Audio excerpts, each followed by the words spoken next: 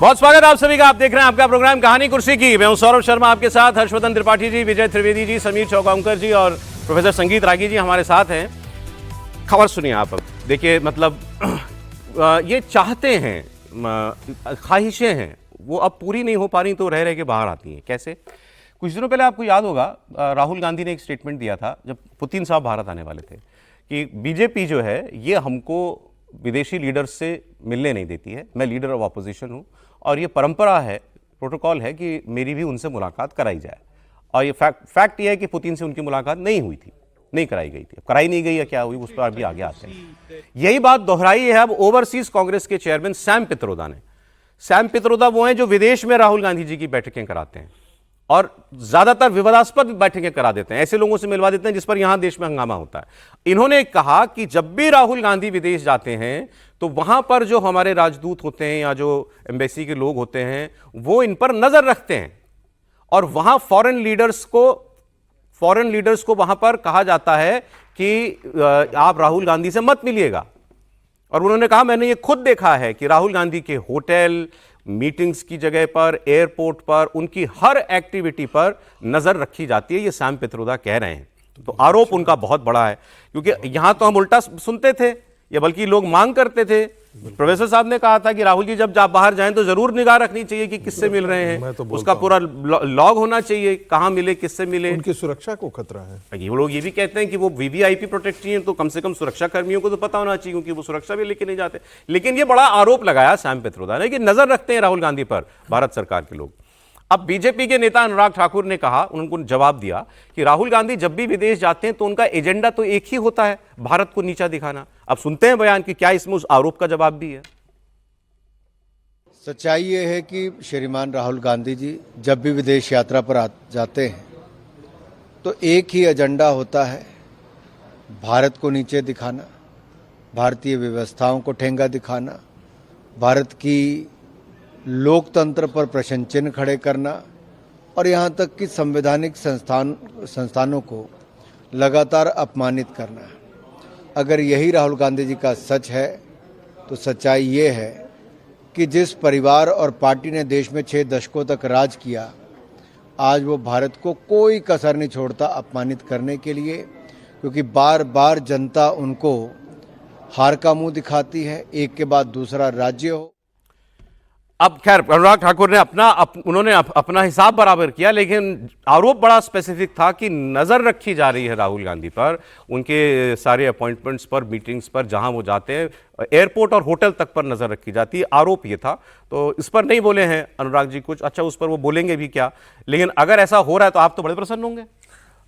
देखिए, मैं प्रसन्न तो इसलिए भी होऊंगा क्योंकि ये आवश्यक है। इसके लिए जिम्मेदार कौन है? इसके लिए जिम्मेदार स्वयं और स्वयं राहुल गांधी हैं। भारत और चीन के बीच में तनातनी है। जब हमारी सेनाएं एक दूसरे के आगे खड़ी हैं, डोकलाम में आप क्या करने गए थे? शक कैसे नहीं पैदा होगा? आप मानसरोवर की यात्रा के लिए जाते हैं और आप मिलते हैं किन लोगों से हैं? आप चाइनीज अधिकारियों से आप मिलते हैं, वो भी गुप्त तरीके से मिलते हैं। शक आप पर क्यों नहीं हो? जब आप अमेरिका में जाते हैं तो इल्हान उमर से आप मिलते हैं, जिसके बारे में सब कुछ जानता है। आपकी माताजी जो हैं वो जॉर्ज सोरोस के उस सोसाइटी से जुड़े हुए हैं, को चेयर वहाँ पर कर रही हैं, जिसके जॉर्ज सोरोस के फाउंडेशन से उनको पैसा मिलता है। और वो जो कहता है, वो कहता है कश्मीर को अलग कर दो, कश्मीर के अंदर जो जनमत संग्रह होना चाहिए जी। आप जहां भी जाते, आप अमेरिका में और ब्रिटेन के अंदर 2 ऐसी यात्राएं करते हैं जहां पर वो पाकिस्तान के लोग हैं, वो आपकी क्या राहुल गांधी की फॉरेन विजिट्स जो हैं उस पर भारत सरकार की नजर होनी चाहिए? देखिए, मेरा व्यक्तिगत राय तो है कि उनकी हर यात्रा पर बिल्कुल नजर होनी चाहिए। और दूसरी बात, ये उनके लिए देश की सुरक्षा, अपने भारत की सुरक्षा के लिए ये बहुत आवश्यक है और उनकी सुरक्षा के लिए। सर, सुरक्षा के लिहाज से ये पता होना कि आपका प्रोटेक्टी कहां गया है और उस पर नजर रखना, दोनों अलग अलग बातें हैं ना त्रिपाठी जी? नहीं, एक तो एक ये पुरानी खबर हो गई जो को चेयर सोनिया जी थी और सोरोस फंडेड प्रोग्राम था। अभी वाले पे बात कीजिए ना, जो खुद सैम पित्रोदा ने बताया है। सैम पित्रोदा जी ने कहा कि कांग्रेस पार्टी दुनिया की कई देशों की पार्टियों के एक प्रोग्रेसिव अलायंस का हिस्सा है, उसकी हम सबसे बड़ी पार्टी हैं। और प्रोग्रेसिव अलायंस को कौन फंड करता है? इसको जरा सर्च कीजिए सब लोग। वो तो उसी ओपन सोसाइटी फाउंडेशन से फंडेड है। तो कहीं न कहीं तार जुड़ते हैं ना।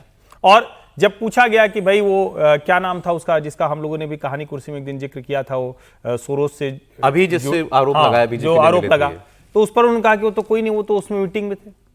जो सैम पित्रोदा जी कह रहे हैं उसी से आपको साफ हो जाता है कि नजर रखनी ही चाहिए, क्योंकि मामला सिर्फ यहां तक हो कि नेता प्रतिपक्ष का दौरा है तो कोई बात नहीं, नेता प्रतिपक्ष का विदेश दौरा भारत की लोकतंत्र, भारत की राजनीति, भारत में अलग अलग समाजों पर होने वाले अत्याचार, भारत में कैसे संस्थाओं को समाप्त किया, उसी पर केंद्रित मैं रहता ज्यादा है भाई। पुरानी बातें नहीं जानता, लेकिन क्या भारत के नेता विपक्ष पर इतना संदेह किया जा रहा है कि इनके दौरे जो है वो सार्वजनिक होने चाहिए, किससे मिल रहे हैं सब पता होना चाहिए? नहीं, इसमें संदेह जैसा नहीं है, यह है कि क्या वो संदेह पैदा कर रहे हैं हर बार, तो हाँ, उसका जवाब हाँ में। विजय जी, मुझे इसमें आरोप कुछ नहीं लगता। सभी सरकारें अपने जो राजनेता होते हैं, खासतौर से विपक्ष के जो नेता हैं, उन पर नज़र रखती हैं, समझे।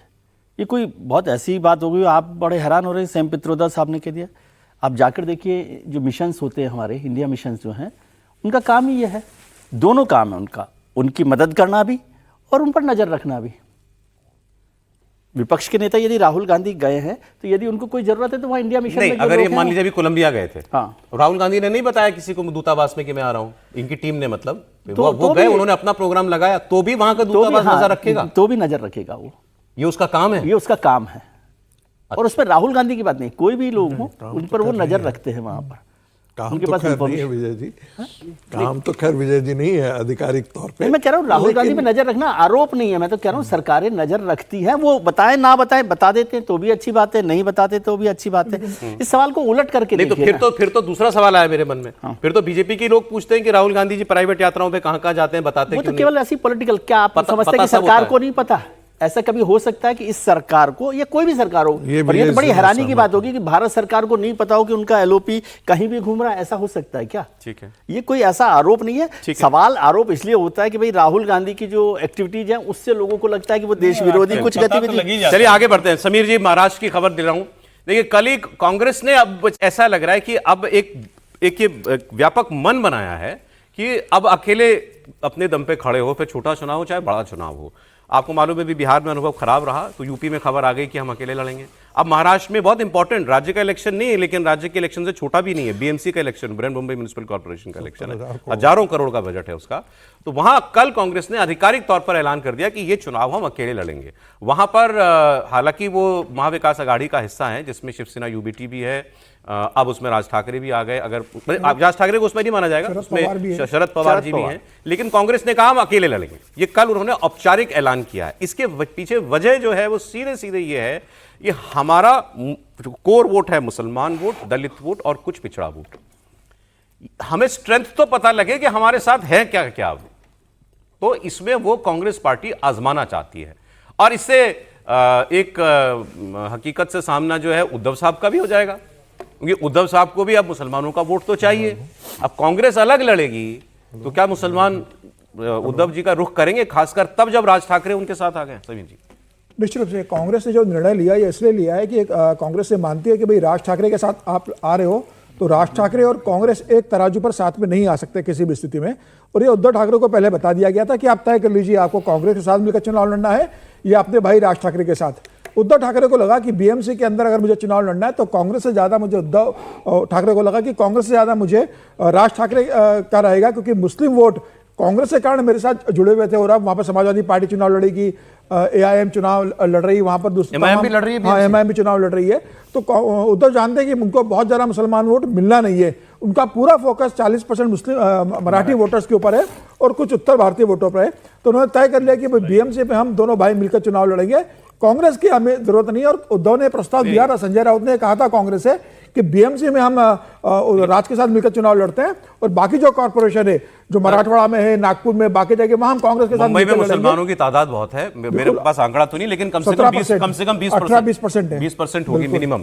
तो वो अब उसके लिए तो पहली पसंद कांग्रेस हो गई ना। निश्चित रूप से कांग्रेस पहली पसंद होगी, उसके अंदर उसमें कोई दो राय नहीं। और कांग्रेस उसी वोट को ध्यान में रखते हुए उन्हें और उत्तर भारतीय वोटर को ध्यान में रखते हुए कांग्रेस ने किया। हालांकि वहां कुछ जो वोटर्स है वो अजित पवार के भी साथ है, लेकिन इससे इस इलेक्शन से ये पता चल जाएगा हाँ, कि निश्चित अब रूप से। किसकी अपने दम पर किसकी कितनी ताकत है। उद्धव ठाकरे की भी, कांग्रेस की भी, ये इस बार साफ हो जाएगा। आपको एक छोटी सी खबर बता दूं के विजुअल मत चलाया कीजिए। क्यों? वो सोनिया गांधी जी ने किसी चीज का उद्घाटन वगैरह किया है कांग्रेस भवन और नीचे नाम लिखा हुआ है कृपा शंकर सिंह और अशोक चौहान। अच्छा भाई पुरानी तस्वीरें मत अब लिया उसके कीजिए। नीचे छोटे छोटे नाम भी कितने बचे हैं? क्या पता फिर से आ जाए वो।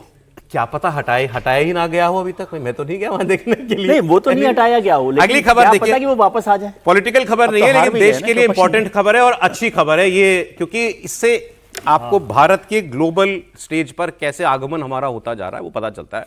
नवी मुंबई इंटरनेशनल एयरपोर्ट आधिकारिक तौर पर शुरू हो गया है। इसका उद्घाटन प्रधानमंत्री नरेंद्र मोदी ने 8 अक्टूबर को कर दिया था। इससे फ्लाइट्स वगैरह जो हैं अब पूरी तरीके से ऑपरेशनल हो गई हैं और दुनिया के चुनिंदा देश हैं, चुनिंदा चुनिंदा शहर हैं जहां 2 इंटरनेशनल एयरपोर्ट हो, एक से ज्यादा इंटरनेशनल एयरपोर्ट हो। मुंबई भारत में पहला ऐसा शहर बन गया है। लंदन के पास 2 एयरपोर्ट हैं, न्यूयॉर्क के पास 2 एयरपोर्ट हैं और अब मुंबई के पास भी 2 अंतरराष्ट्रीय एयरपोर्ट हैं।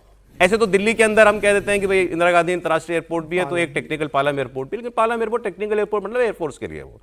अभी यहाँ हमारे यहाँ हम बैठे हैं, यहाँ से कुछ किलोमीटर की दूरी पर नोएडा में बन रहा है, तो वो ग्रेटर नोएडा में, तो वो तो अब वो कोई कह देगा एनसीआर में आ गया। ये प्रॉपर शहर के अंदर मुंबई एंड नवी मुंबई, उसमें 2 एयरपोर्ट बनना ये अपने आप में एक बहुत अच्छी डेवलपमेंट है और ये बताता है कि अब इंटरनेशनल का मतलब यह है कि दुनिया का एंगेजमेंट आपके साथ इतना बढ़ गया है कि आपको 2 अंतर्राष्ट्रीय हवाई अड्डों की जरूरत पड़ रही है। त्रिपाठी जी, नहीं ये हमारी जो फाइनेंशियल कैपिटल है उसके पावर को दिखाता है।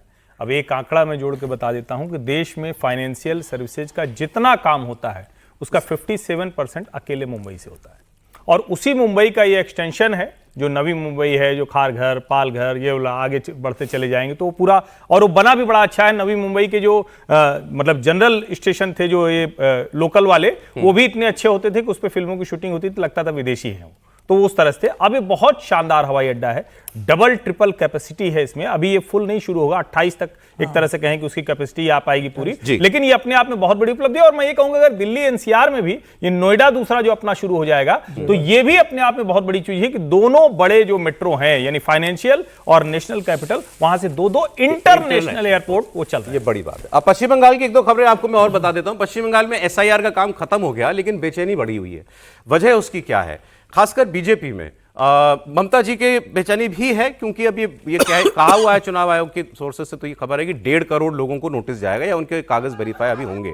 तो ऐसा नहीं है कि जो 58 लाख नाम कट गए हैं केवल वही, अभी और बहुत सारे नाम कटेंगे उसके अंदर से। लेकिन एक कंट्रोवर्सी शुरू कर दी शांतनु ठाकुर जो बीजेपी के मंत्री हैं और सांसद हैं वहां से। उन्होंने कहा अगर 50 लाख पाकिस्तानी भी कहा उन्होंने 50 लाख पाकिस्तानी और बांग्लादेशी रोहिंग्या मुसलमानों को, घुसपैठियों को बाहर करने के लिए मान लीजिए 1 लाख जो बांग्लादेशी हिंदू मतुआ समाज के लोग हैं उनका वोट भी अगर कट जाता है एसआईआर में तो इससे परेशान नहीं होना चाहिए। ये कुर्बानी से, इससे तो हमको खुश होना चाहिए कि वो 50 लाख नकली वोट जो है वो कटेगा। और जहां तक सवाल है कि आपका वोट 1 लाख मान लीजिए कट जाता है मतुआ समाज का, तो वो हम आपको सीए के जरिए नागरिकता दे देंगे। उसके लिए कैंप लगाए हुए ममता बनर्जी ने भी और बीजेपी ने भी। और हमने ये चर्चा एक दिन पहले भी की थी कि कितनी आबादी है, तो आंकड़ा कुछ 50 लाख से लेकर के 3 करोड़ तक क्लेम किया जाता है। जो भी हो 50 लाख प्लस तो मिनिमम है, 50-60 लाख प्लस आबादी, तो बड़ी आबादी है वो। तो ये, और जब भी आप वो जो प्रदर्शन वगैरह की तस्वीरें देख रहे थे, ये जब शांतनु ठाकुर का स्टेटमेंट आया उसके बाद टीएमसी ने उनका विरोध किया कि ऐसा आपने मतुआ समाज के लिए क्यों कहा कि इनके वोट जो हैं वो कट जाएंगे। फिर उसके बाद उनकी सफाई भी आई, उन्होंने कहा कि मैं तो ये कह रहा हूं कि इनका वोट तो हम बना ही देंगे सीए में नागरिकता दे करके, लेकिन अगर अभी टेम्पररी तौर पर कट भी जाए तो परेशान होने की जरूरत मतुआ समाज को नहीं है। और ये बीजेपी के लिए इस इलेक्शन के अंदर एक बहुत बड़ा और इंपॉर्टेंट वोट बैंक है। सर, मुझे लगता है भारतीय जनता पार्टी के अपने नेताओं का एक वर्कशॉप जरूर कराना चाहिए कि क्या बोलना है क्या नहीं बोलना है, क्योंकि कोई भी नेता कुछ भी जो करके वो खास करके चुनाव की जब हो तो वो ऐसी स्थिति में क्या बोलना है क्या नहीं बोलना है, इसके बारे में उनकी अपनी मर्यादाएं नहीं होनी चाहिए और वो अपनी स्वतंत्रता नहीं होनी चाहिए। क्योंकि आपकी एक बात से, आपके एक स्टेटमेंट से पूरी राजनीति पलट सकती है, पूरा वोट बैंक शिफ्ट कर सकता है। ऐसी स्थिति में इनको बोलने की जरूरत क्या थी? आपको बोलना है सिर्फ इतना था कि मटुआ समाज के सारे हितों की सुरक्षा की जाएगी, उनका एक भी वोट नहीं कटे जाएगा और बांग्लादेशी जितने घुसपैठी हैं कटेगा तो हम सीए में आपको नहीं, हम नहीं आएंगे, हम तो सीए से और दुरुस्त करेंगे, डबल लेयर हम ये कर रहे हैं, प्रोटेक्शन दे रहे हैं। कि कुछ भी होगा हम गिन गिन करके घर घर तक जा करके घर घर पहुंच करके हम ये इंश्योर करें कि कोई भी मतुआ समाज का आदमी जो है नागरिकता विहीन न हो और उसका वोटर आई कार्ड बन करके आ जाए। स्क्रीन पे 2021 के पिछले विधानसभा चुनाव में मतुआ समाज के प्रभाव वाली 28 में से 14 सीटें बीजेपी ने जीती थी। मैं कह रहा हूं कि 50% सीटें जीतना बहुत बड़ी बात है। 50 मैं कह रहा हूं ये आपको 70% क्यों नहीं, 80% क्यों नहीं?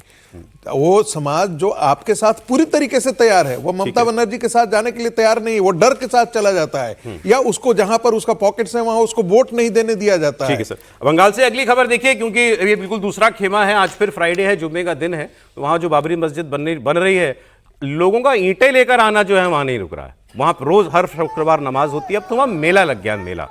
तो वो देखिए, उसकी तस्वीरें, आज की तस्वीर आपको दिखा दें। फिर लोग हाथों में ईंटें लेकर, अब तो मुझे लग रहा है 1 करोड़ से ज्यादा ईंटें वहां पर जमा हो चुकी हैं। कहीं ये डेटा भी आया था। ईंट और पत्थर ले जाने की आदत है। ऐसा ना कहें, लेकिन वो देखिए लोग कैसे जो है ईंटें सर पे ले लेके, ये सिलसिला लगातार वहां पर जो है वो जारी है। इनसे जुड़ी एक खबर आपको बता देता हूं। ये हुमायूं कबीर करवा रहे हैं काम, जातीय उन्नयन पार्टी इन्होंने बनाई थी। उसमें एक इंटरेस्टिंग खबर थी। इन्होंने जिस दिन पार्टी का ऐलान किया उस दिन उन्होंने कुछ टिकट भी बांट दिए, क्योंकि इन्होंने कहा था मैं 134 सीटों पर चुनाव लड़ूंगा। उन्होंने उन जो शुरुआती टिकट बांटे उसमें एक हिंदू लड़की थी, उसको कहीं से इन्होंने टिकट दे दिया।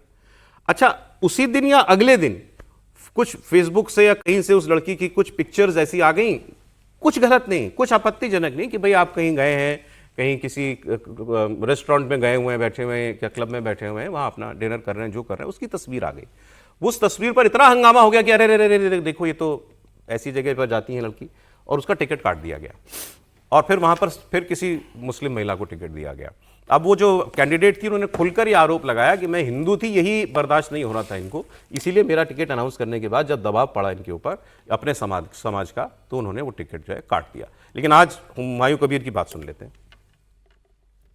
तैयार हूँ इलेक्शन के लड़ने के लिए, और मेरा साथ तो आईएसएफ का जो चेयरमैन है, उनका जो बड़ा भाई है भाईजान अब्बास सिद्दीकी, उनका साथ अच्छा तरीके से बातचीत चल रहा है।